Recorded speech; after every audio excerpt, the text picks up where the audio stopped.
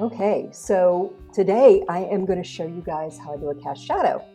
And basically, this is going to have a big drop shadow around it. That's one of those things that makes trompe-l'oeil trompe-l'oeil. The cast shadow is actually really important because it gives the viewer a big clue on what this is doing. You know, how far this is away from the background, what's the elevation, how is the light actually raking across the subject. So, you know, all cast shadows are important, but they're really important in trompe-l'oeil because that is really what getting that accurate really gives the viewer, it lets the viewer know this is trompe-l'oeil, which is something really cool. And what I love about trompe-l'oeil in general is the difference between expectation and then surprise. So cast shadows really matter. So I'm going to show you how I do that. And I do mine a little differently. And, you know, there's no hard and fast rule for this. Sometimes I'll do things one way, sometimes I'll do them another. But the basic gist of this is I do everything wet and wet and alla prima in one shot. And all alla prima means is in one sitting. So that means today I'm going to do the cast shadow. I'm going to draw in the cast shadow. I'm going to put another pass on the background, so everything is wet. The shadow is wet, the background is wet, and then I'm going to soften them together. So that's, for me, the reason I do this. If you watch the previous video on how I like the back and the background, or block in the background, sorry. This color right here, you need 2 or 3 coats. I find at least 3 passes to really make this nice and opaque and solid. And that means later, when I'm working on the girl here, I just have her blocked in. I still haven't finished this area. There's still a little bit left to do. There's going to be a transition here between me modeling the edge of this and this background. If I don't have at least 3 passes, 3 solid passes of this color on, I will have a transition problem. And it doesn't matter if this color is right smack out of the tube. It doesn't matter. It can be the identical color. This is not a mixing problem. This is an opacity problem. So you've really got to have, in a situation like this, with a flat background, with a big drop shadow, if you want this to be perfect with no transition problems, you got to have 3 coats. So the reason I do mine wet and wet is it solves that transition problem. Now, I'm going to do the big drop shadow wet and wet today. What I'm not going to do are some of these little cast shadows, like under here. There's a cast shadow under here, under here, under here. They're smaller, and I'm going to do those over this finished 3rd pass of a background, and I'm going to glaze those in with Merager. That's going to be another video. I've kind of been going step by step through this piece and showing you how I work on things. So this is different. Same with the little cast shadow that will be up here behind the tape. Little cast shadows I don't like to do in this big wet and wet pass, and there's a really good reason for that, and that comes down to drawing. Like, I don't want to put the cast shadow in here until I've done him, you know, until I know that he is exactly the way I want it, that the drawing under of this cast shadow matches what I've done here. Now, I could just copy it off my model and put it in, but I may change some things in here. There may be a little more nuance. So it's very important that I have a rhyme in between the shape of this and the cast shadow under here. And right now, I don't have enough information with him. So those little cast shadows are very easy to do later with a little bead of Merager. We just glaze them right in. It's like, bam, it takes like 2 minutes. Super easy. But this big shadow, we're gonna do wet and wet. You know, there's probably a fine line in between what's a big shadow and what's not. Generally speaking, I don't like to put in these little ones until this is done. So let me show you how I do this. I'm going to just draw in the cast shadow. And I'm going to use a couple different sizes brushes. To start with, I'm going to start with a little detail brush. This one is a little splayed out. If you can see that behind my hand, he's not super pointy. So he'll be a really good one to draw this in. And I'm going to go for just kind of a basic value. I know my background here is pretty dark. It's about a 4.5. So that's going to mean that my background is probably, that core shadow is going to be around a 2. So the first thing I'm going to do is just draw. What shape is it? Where does it sit on this panel? And I'm not going to go in too heavy. I'm going to just kind of go in here, this basic shape. That's about right. I think I might have this a little warm. I'm going to just make a slight adjustment in my color. I think I have it a little too warm. I'm going to make it back off and make it a little more neutral by adding some neutral into that color. Let's go back. So I'm going to just rough that in, just the basic shape. And to start with, I am looking at that core shadow. If you know modeling factors for your shadows, it's really important actually to be able to identify your modeling factors, what's going on. Like right here, this is the umbra or the core shadow. That is that darkest part of that shadow, and I want to get the shape right. Cast shadow is made up of several different parts. There's an umbra or core shadow. There's a penumbra, which is that light little fuzzy thing that we have around the outside of the shadow. That's a big clue for the viewer. The softer the penumbra, the farther the subject is away from the substrate it's casting our shadow onto. So that's an important thing. It's not just a big, messy thing that I'm going to just whoosh around. That's why I actually, when I'm doing these shadows, I like to draw them in, each part. And I'll show you this one, and then I'll keep going around the edge. That's going to be my core shadow. That is the umbra. That has a definite shape, definite value. That's what's going on there. Now, I'm going to grab a different brush, and that's going to be, you notice I keep these taped. This is going to be my dark shadow brush today. Little piece of tape here. Now I'm going to go with this other brush, and this is going to be my penumbra brush. So this is going to be a little lighter value, and I keep all of these dedicated, meaning I'm only going to, every time I paint the dark shadow, I'm going to use that other brush. That saves me time. It saves me making horrible mistakes where I'm picking up a brush that's been in white paint and sticking it into dark paint. And it also just kind of, it eliminates my need for solvent, which is another thing that I really try to stay away from. I pre-mixed a little bit of color for my penumbra. I'm going to have to adjust that as well. I had that a little too hot. Hang on one sec. Let me make something a little more neutral here. So now I'm going to go back in and I'm going to draw in that penumbra. And I know that it's going to sit right about here. I want to get the angle right. I want to get the shape right. And I'm putting this in distinct bands rather than just mushing this into the background. You never get that looking good when you do it that way. I mean, honestly, if you need to be able to identify all the modeling factors. The umbra, penumbra, reflected light, accent, all of those should go in a hard lay-in. And then we're going to soften everything together. I know that looks really bad. You're probably looking at that and being like, oh, I don't know where this is going, but it's going to be fine. Don't worry. I'm going to draw this in just like this. So I'm going to go around the whole outside and just draw in. I'm not going to do this. I'm going to leave that for later because, again, I don't want to draw in a cast shadow here and finish this until I know what this looks like. This little booger is very complicated. This is a pearl with a bunch of embroidery around it. And yeah, I got a lot to figure out on that before I want to commit to a cast shadow. Cast shadow would definitely go in after that. So I'm going to just go back to these two brushes. I am going to keep drawing in this cast shadow. I'm going to go all the way around, and I will be back in a minute with the Great British Baking Show once I have this all drawn in, and then I'm going to show you how I do the background wet up to those edges. So I just wanted to show you guys again, I am going in here with just a little brush, and I am going to get right next to this penumbra, just like that. This is that little buffer that I was talking about that went all the way around here. I'm going to do it around the cast shadow too. I want to make sure I've got enough paint to soften these two edges together.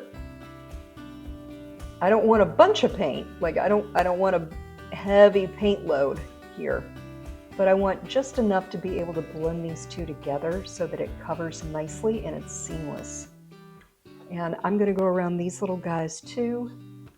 This will make a lot more sense in subsequent videos. I'm going to show you. You'll be able to see the setup and everything too. I'm going to film the whole making of this little piece.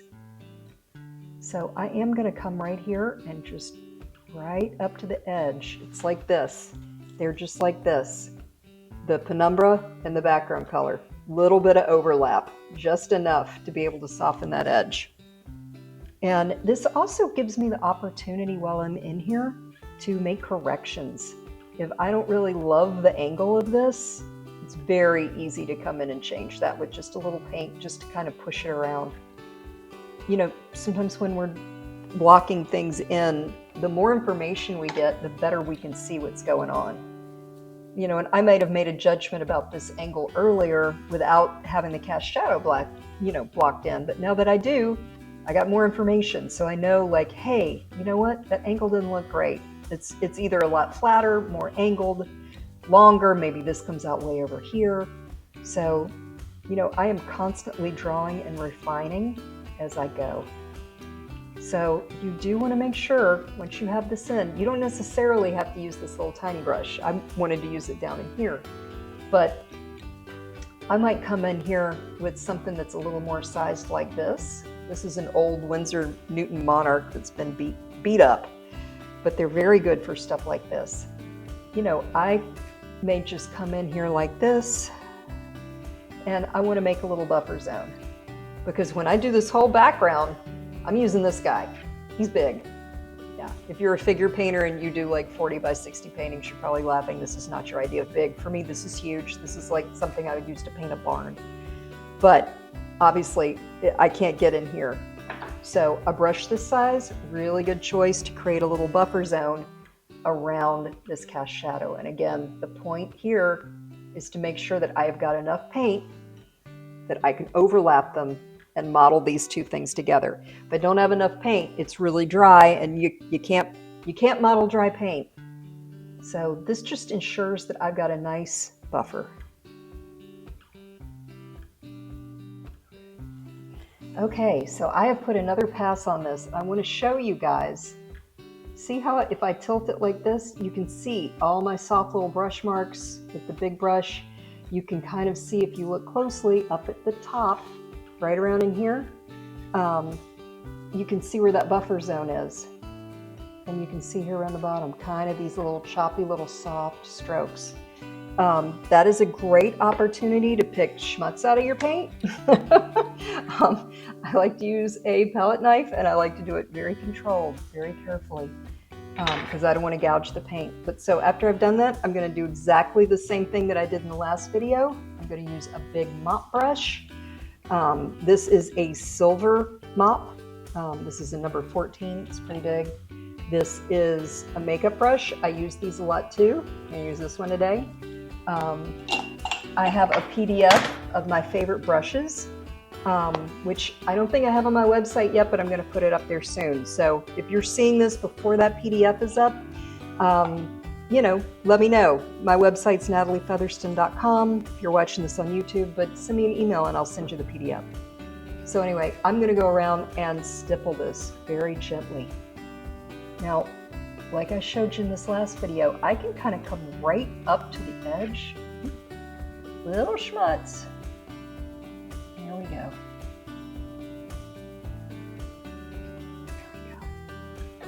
I can come right up to the edge and just overlap that, and it's almost no contamination, and I'm getting this super smooth finish. Very important. And I can just kind of go around like this, and I'm going to get something that looks really great really fast. Oh, this little guy's shedding today. Sometimes these mop brushes do that. It's not a big deal, just kind of stay on top of it.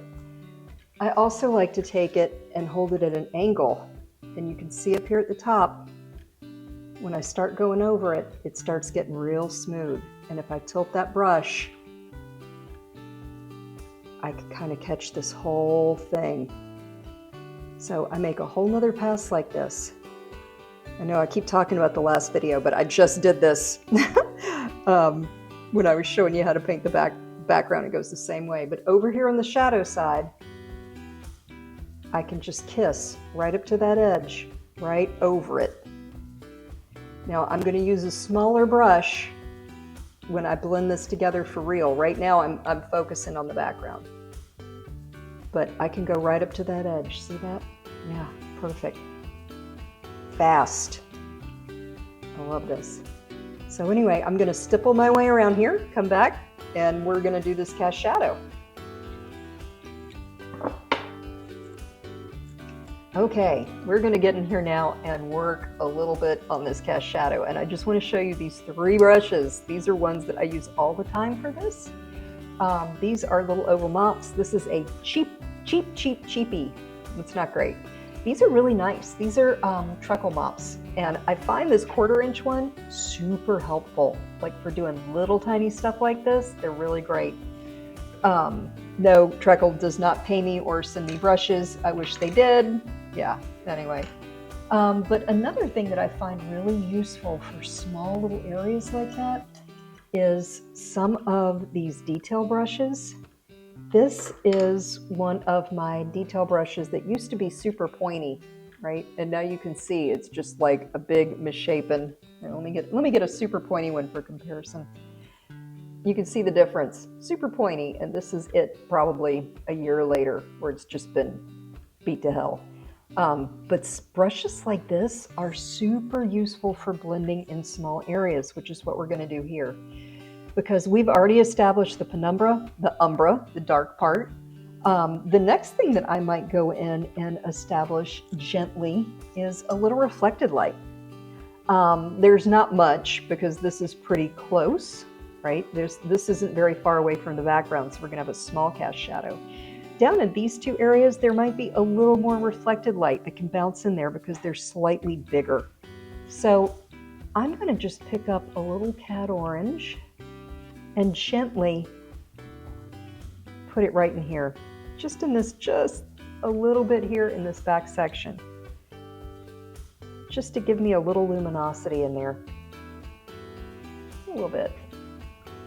I'm going to do the same thing over here. Just a hair. And I'm using orange because it's going to be warm. It's going to have that kind of glow. I feel like that's probably a good color and chroma choice there. I'm just going to soften that in. So this is going to be a dedicated brush for reflected light if I need it again. This guy, I'm going to put him in a very safe spot. I don't want to stick him in the wrong place. I don't even think I'm going to put him in my brush rack because sometimes things go wrong. So let's go back. I'm going to go back in now. This is my shadow brush. I'm going to gently start to soften this. Like I said before, I don't just draw in a big thing and then whoosh it all around. Like, I'm very targeted with this. I'm using a small brush. I'm going to make sure I like the shape and that I know where it's going.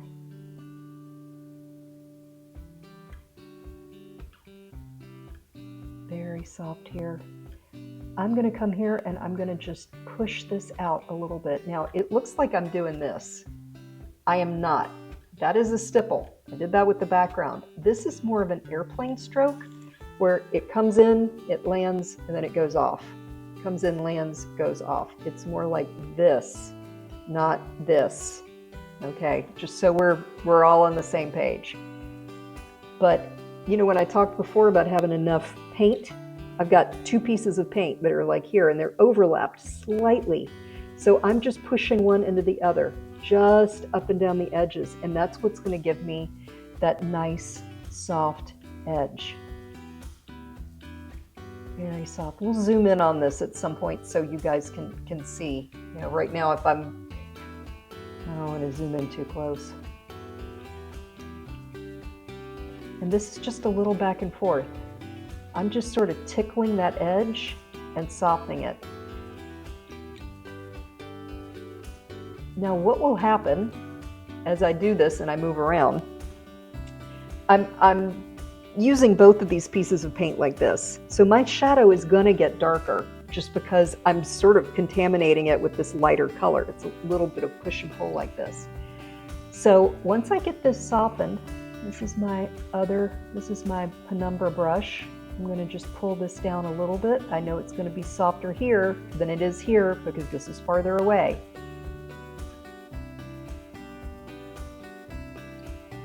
I'm just gonna tickle that edge a little bit. So what I might come in with is, this one because this is such a small area. I'm gonna just go over that shadow. I'm gonna just soften this. Now the shadow will get lighter because I'm actually picking up a little paint. I'm gonna just go right over that little bit of reflected light I put in there.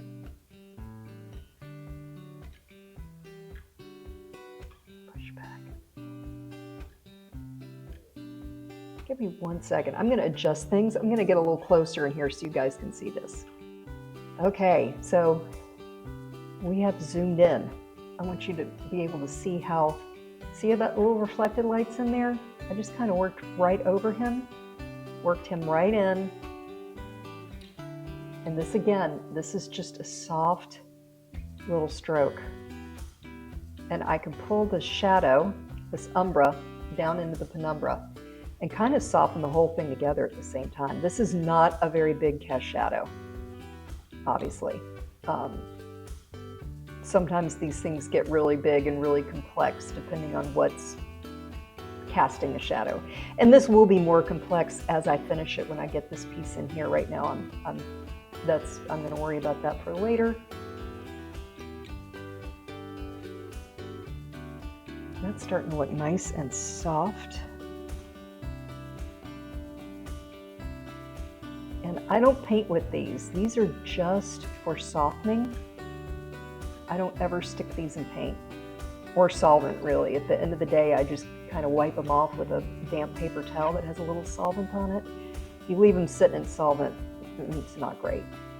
So, and I would never use one of these once it's been in solvent. Like once I kind of have this brush out and it's dedicated for this dark, that's it. I don't stick it in other stuff. So I have a bunch of these. Yeah, these can't go in solvent. You definitely don't want to use these to soften something if they've been in solvent. That's just a bad deal. So you can see this is starting to kind of get that look. One thing I like about this shape is I can draw with it a little bit as opposed to a mop. I have a little more flexibility of shape. Now you can see as I get this softer and softer, I'm starting to lose my shadow shape, you know, because I'm kind of moving things around and wishing things together and softening edges, and I've kind of lost that shape. See how that's kind of curved now? That's not how we want that to look. So just pull this right down. This edge is softer. It's going to be a little more firm back in here.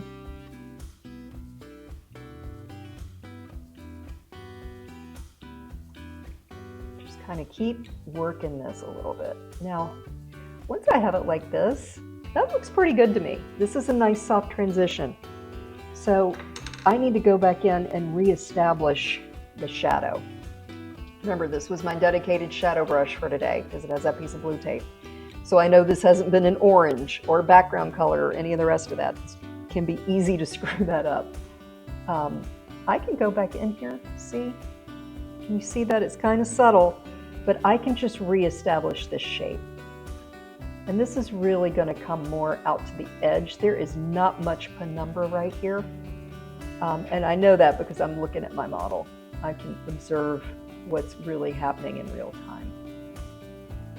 It's a soft edge, but I wouldn't necessarily characterize this edge as having a lot of penumbra. The penumbra is more down here. And I just want to make this a little darker. I kind of lost a little of my value horsing around. I've still got my reflected light in there. It's very subtle. But knowing those modeling factors is really what makes these cast shadows effective.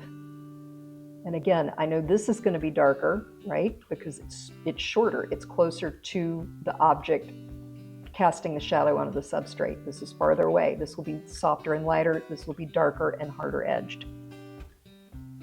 I'm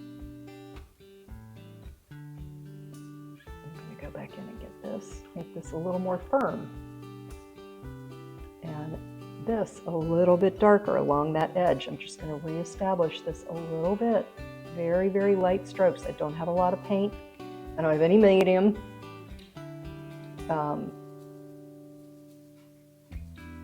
Medium is more like a conditioner. It is not like a thing you really need. All you really need to do is put paint on your canvas.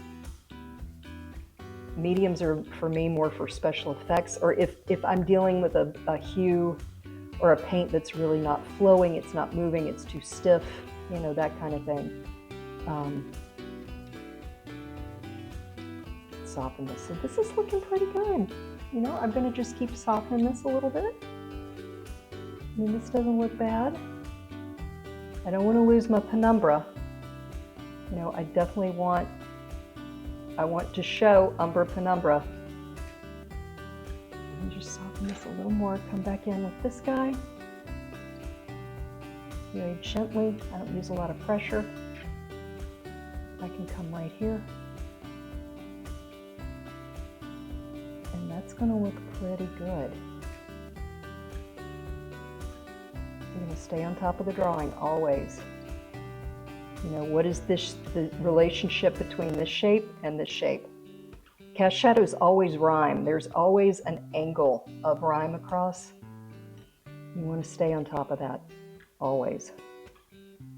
That's what really makes them look convincing.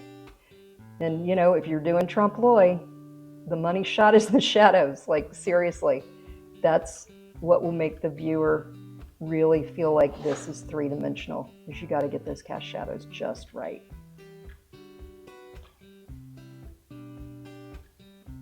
Pull this out just a hair. You know, I don't want to lose it. You know, the more a little bit of back and forth, the more I fluff it out, it gets light. So I just want to go back in and gently reestablish that. This shape is really important for me, this and this relationship.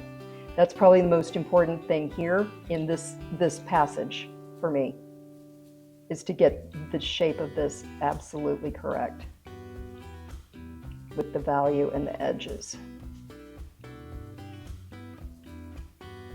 And that this is still dark enough. This is looking dark enough.